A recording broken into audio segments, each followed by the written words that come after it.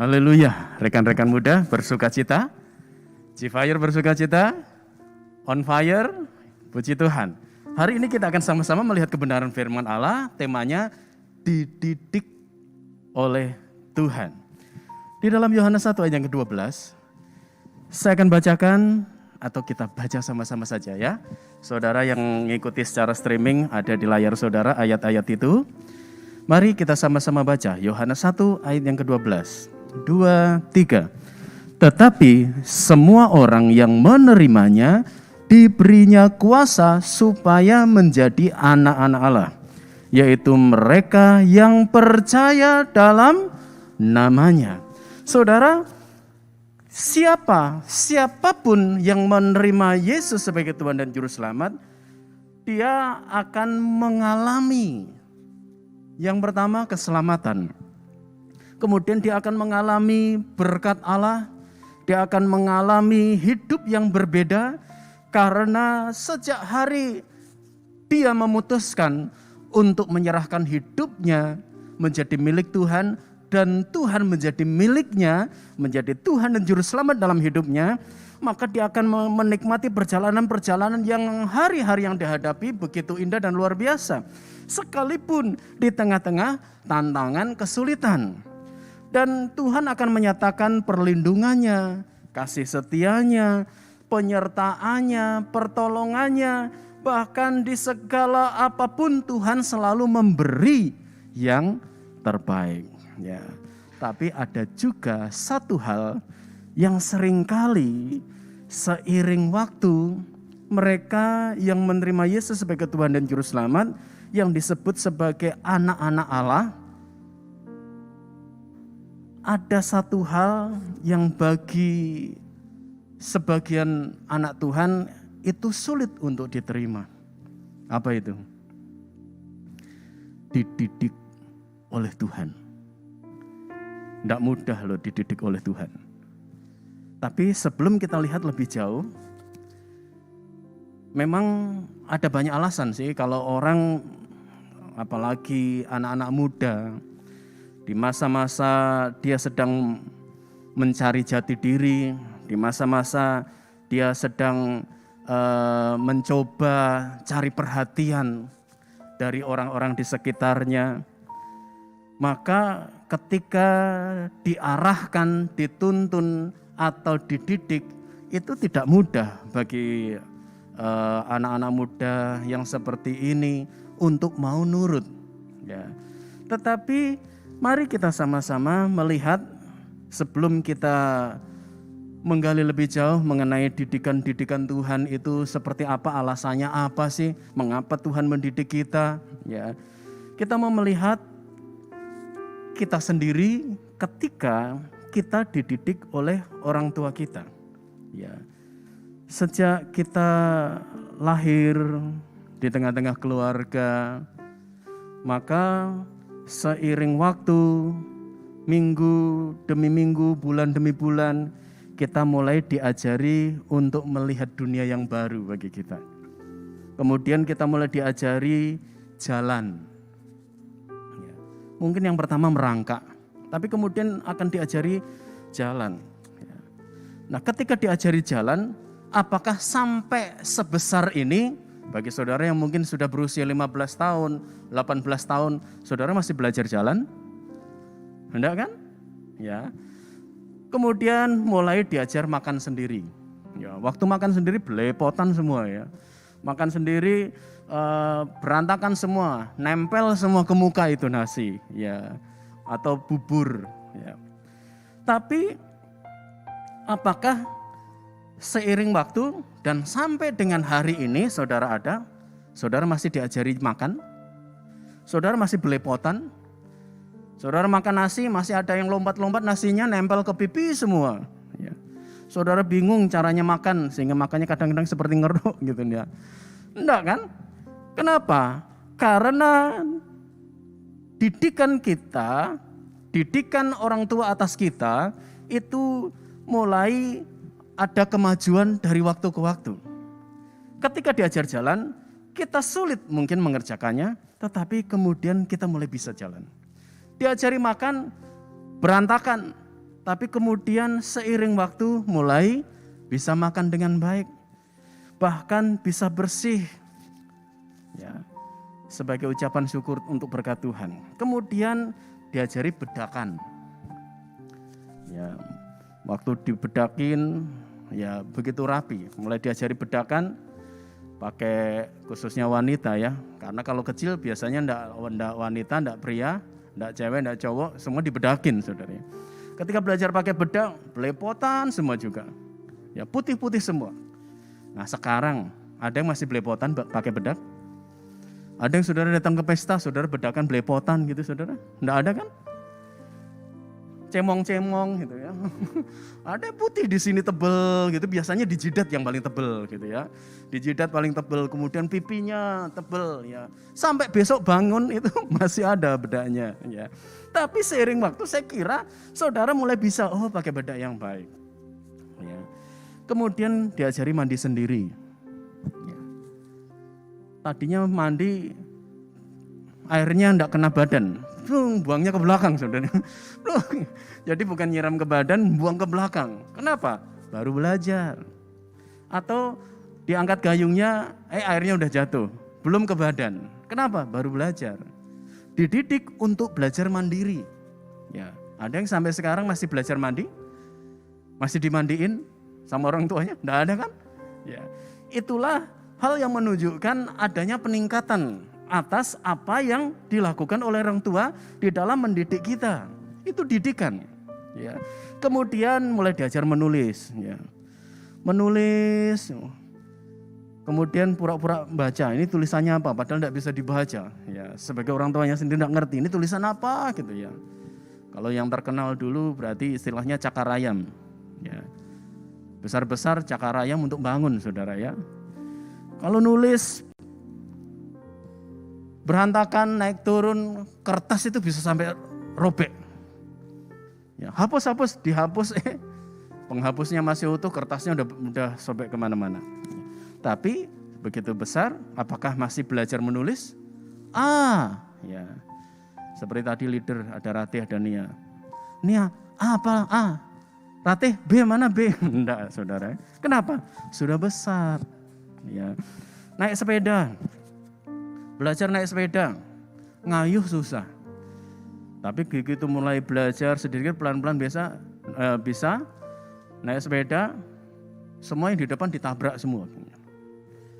Ya, enggak tahu caranya ngerem. Tapi lama-lama akhirnya bisa. Ya. Diajar berbuat baik supaya enggak gampang marah, supaya enggak gampang mukul. Karena anak kecil kalau berteman kan begitu, dia pukul siapa aja yang bikin jengkel, pukul. Ya. Deketin orang, tato plak gitu ya. Nah mulai diarahkan, enggak boleh begitu. Mulai diajarkan norma, kelakuan, karakter, budi pekerti ya. Mulai diajari takut akan Tuhan. Ayo doa yuk. Ayo ibadah. Ya. Ayo baca Alkitab. Tak bacain dulu ya. Sudah bisa baca sendiri ya. Ayo baca setiap hari. Mulai diajar tanggung jawab. Semua didikan itu pada awalnya menyusahkan. Pada awalnya merepotkan. Bahkan mungkin menciptakan duka cita. Seringkali ketika diajari tidak bisa, nangis, putus asa, menyerah. Ya, rasanya sedih, tidak bisa. Tapi orang tua kita yang menyemangati, ayo kamu bisa. Ayo kamu bisa. Waktu diajari jalan, ketiaknya dipegang. Apakah sudah besar ada yang masih dipegang ketiaknya sama orang tua? Ayo dituntun gitu. Tidak ada kan saudara? Orang tua menyemangati, ayo kamu bisa. Kamu pasti bisa. Ya.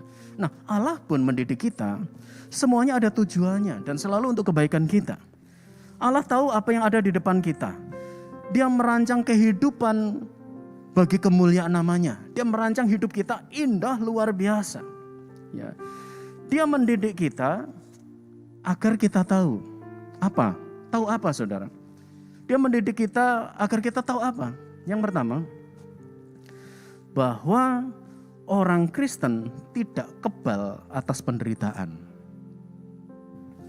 Orang Kristen bisa mengalami takut ketika mengalami masalah, kesulitan, ancaman, bahaya. Orang Kristen bisa mengalami sakit. Orang Kristen bisa mengalami duka cita. Orang Kristen, anak-anak Tuhan bisa mengalami masa-masa yang sulit. Dan Allah tahu itu. Allah tahu apa yang akan kita hadapi ke depan nanti. Allah tahu kesulitan-kesulitan seperti apa yang akan kita hadapi tahun-tahun ke depan, minggu-minggu ke depan, bulan-bulan ke depan. Karena itu jauh-jauh hari Dia melatih kita. Dia melatih saudara dan saya. Dia mendidik kita. Ketika kita dididik, wah tidak mudah. Itu masa-masa yang sulit. Untuk belajar menangkap rancangan Allah, rencana Tuhan atas hidup kita. Tidak mudah. Karena memang itulah didikan Allah. Semuanya memang untuk mendatangkan kebaikan bagi kita. Tetapi yang namanya didikan itu pasti duka cita awalnya. Tetapi akhirnya mendatangkan sukacita. Ya. Kemudian yang kedua, agar kita tahu bahwa orang Kristen itu harus bersukacita di tengah-tengah penderitaan. Tidak mudah, apalagi Yakobus pasal 1 ayat yang kedua. Yuk kita baca, Yakobus 1 ayat yang kedua. 2, 3. Saudara-saudaraku, anggaplah sebagai kebahagiaan apabila kamu jatuh ke dalam berbagai-bagai pencobaan. Kita harus tahu bahwa kita sebagai orang Kristen harus bersukacita dalam penderitaan, menganggap penderitaan, pencobaan, ujian ya sebagai kebahagiaan. Ketika kita menghadapi pencobaan, Yakobus katakan, firman Allah katakan, anggap itu sebagai kebahagiaan. Mudah? Tidak mudah. Tapi Tuhan tahu. Dan Tuhan ingin kita ngalami itu. Kita sanggup memiliki sukacita di tengah-tengah pencobaan. Tuhan mau kita tersenyum, kita bersukacita di tengah-tengah penderitaan. Ya. Mazmur 28 ayat yang ke-7. Tuhan adalah kekuatanku dan perisaiku, kepadanya hatiku percaya. Aku tertolong sebab itu beria-ria hatiku. Dan dengan nyanyian aku bersyukur kepadanya. Dia kekuatan kita. Dia yang menyanggupkan kita. Dia pertolongan kita. Ya, karena itu Tuhan ingin membawa kepada kita kesadaran bahwa kita harus bersukacita di tengah-tengah penderitaan. Di dalam penderitaan. Bisa? Bisa kalau Allah menjadi sumber kekuatan kita. Kalau Allah tetap tinggal dalam hidup kita. Kalau Allah kita izinkan mendidik, melatih, mempersiapkan hidup kita. Ya. Kemudian yang ketiga, agar kita tahu bahwa orang Kristen harus menyangkal diri, pikul salib, bahkan bersedia mati bagi Tuhan. Memang ada orang-orang dikhususkan untuk martir bagi Tuhan. Itu karunia secara khusus. Tetapi ada hal yang Tuhan mau, sebenarnya setiap orang percaya harus mau mati bagi Tuhan. Mati apa? Mati manusia lamanya. Mati kedagingannya. Mati atas segala cintanya kepada dunia. Dan mengalami kebangkitan dalam kehidupan yang baru bersama dengan Tuhan. Yang keempat, agar kita menyadari bahwa orang Kristen adalah pekerja di ladang Tuhan. Saudara adalah petani, petaninya Tuhan. Yang diizinkan untuk menabur dan Tuhan akan buat kita menuai. Di tengah panas terik, Tuhan latih kita dengan semangat, kesabaran, ketekunan. Kita prajurit yang rela berkorban apapun demi menyenangkan sang komandan, yaitu Yesus kita. Berperang dengan siapa? Bukan berperang dengan orang, tetapi berperang dengan segala tipu daya dosa, berperang melawan segala pekerjaan kuasa-kuasa si jahat. kita ini adalah hamba. Hamba yang tidak berguna, yang hanya melakukan apa yang diperintahkan oleh Tuhan kita. Siapa? Yesus. Kita ini lampu, pelita atau terang yang bisa menerangi sekeliling kita, yang bisa memancarkan terang kemuliaan Allah. Kita ini garam yang bisa memberi rasa, yang bisa menjadi pengaruh. Kita ini penjala jiwa. Kita ini pribadi yang Tuhan akan pakai dengan segala cara, di segala bidang, di segala tempat, di segala situasi. Karena ketika Allah bekerja, maka saudara akan menjadi pribadi yang luar biasa. Ya. Tuhan ingin kita menyadari hal itu. Saya ingin bacakan di dalam Ibrani pasal yang ke-12. Ayat yang ke-9 sampai 14. Selanjutnya, dari ayah kita yang sebenarnya kita beroleh ganjaran, dan mereka kita hormati. Kalau demikian, bukankah kita harus lebih taat kepada Bapa segala roh, supaya kita boleh hidup? Ayat 10. Sebab mereka, orang tua kita, mendidik kita dalam waktu yang pendek sesuai dengan apa yang mereka anggap baik. Ya, ada keterbatasan dari apa yang dilakukan oleh orang tua. Ya.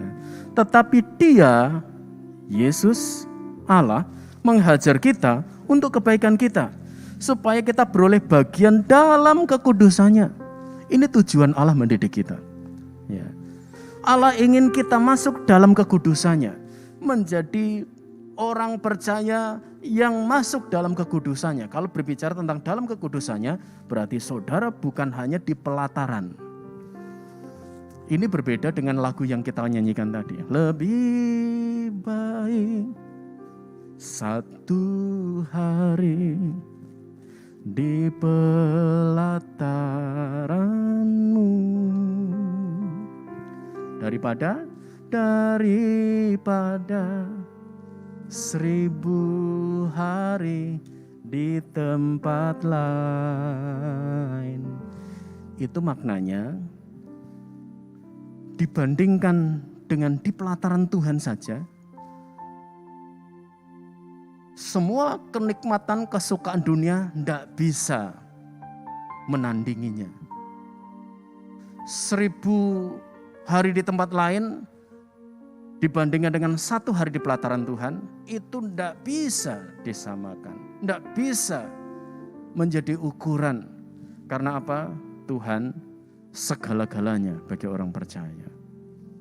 Semua yang fana itu juga akan lenyap. Nah, apa yang saya sampaikan sekarang, ketika saudara ada dibawa oleh Tuhan masuk dalam kekudusannya, berarti saudara ini masuk dalam ruang Maha Kudus. Di mana saudara di ruang Maha Kudus itu, saudara mengalami perjumpaan pribadi dengan Allah. Tinggal bersama dengan Allah dalam hadiratnya, menikmati kekuatan yang dari Tuhan. Ya. Kemudian ayat yang ke-11, memang tiap-tiap ganjaran pada waktu ia diberikan tidak mendatangkan sukacita, tetapi duka cita. Tetapi kemudian ia menghasilkan buah kebenaran yang memberikan damai kepada mereka yang dilatih olehnya. Jadi hidup kita ketika kita dilatih, dididik oleh Tuhan, itu akan menghasilkan buah kebenaran. Kita menjadi mengenal yang benar, tahu yang benar, memiliki yang benar, dan menjadi orang benar. Ya. Di mana akhirnya kita diberi damai. Karena apa? Karena proses latihan itu kita mau ikuti. Ayat 12, sebab itu kuatkanlah tangan yang lemah dan lutut yang goyah. Ada yang sedang mengalami hal ini? Saudara yang dididik, proses yang ada saudara berkata, ini berat Tuhan.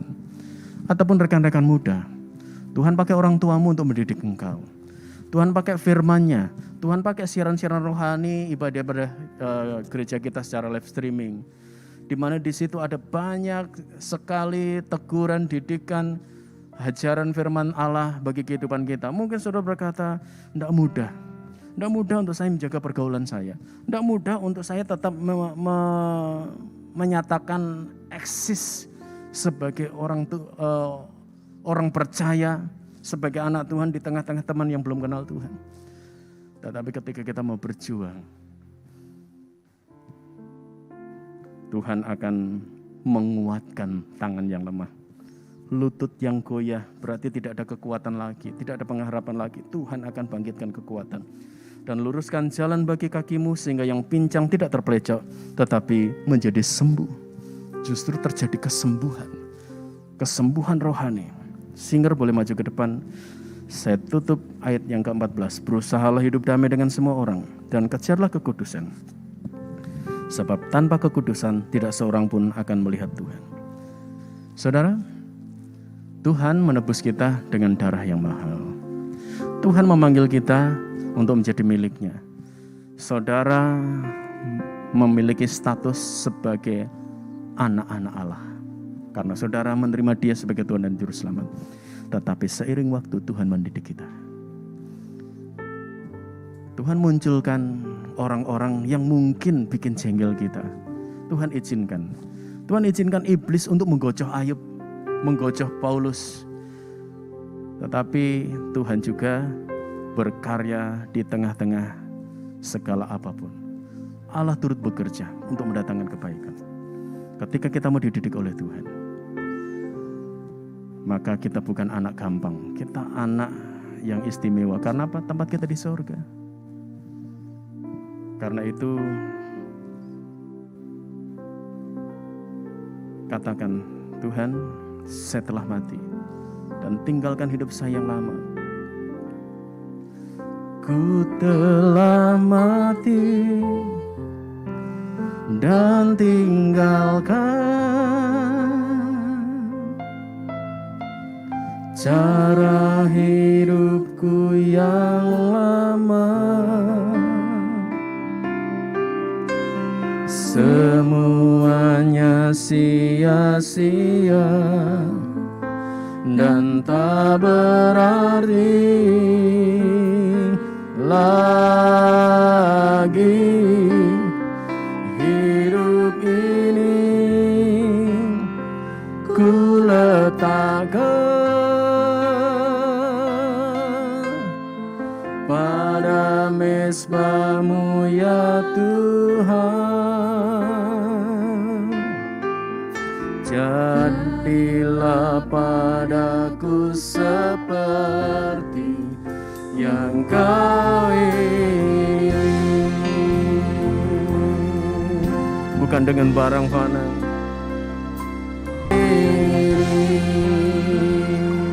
Hidup ini ku letakkan. Hidup ini ku letakkan pada mezbah-Mu ya Tuhan. Pada mezbah-Mu ya Tuhan. Jadilah padaku. Jadilah padaku seperti yang Kau ingini. Saudara istimewa di mata Tuhan. Tuhan mempersiapkan hidupmu menjadi anak-anak muda yang bukan hanya diberkati di masa sekarang ini, tapi memiliki masa depan yang indah bersama dengan Dia. Dia sedang punya rancangan dan sudah merancang rancangan yang hebat buat hidupmu. Tetapi satu pertanyaan, maukah hidupmu masuk dalam didikannya Tuhan? Dididik, diarahkan, dibentuk, dan menjadi sama seperti Yesus. Karena itu katakan, saya tinggalkan yang lama Tuhan. Oke, saya berjalan bersama dengan Tuhan. Telah mati dan tinggalkan cara hidupku yang lama.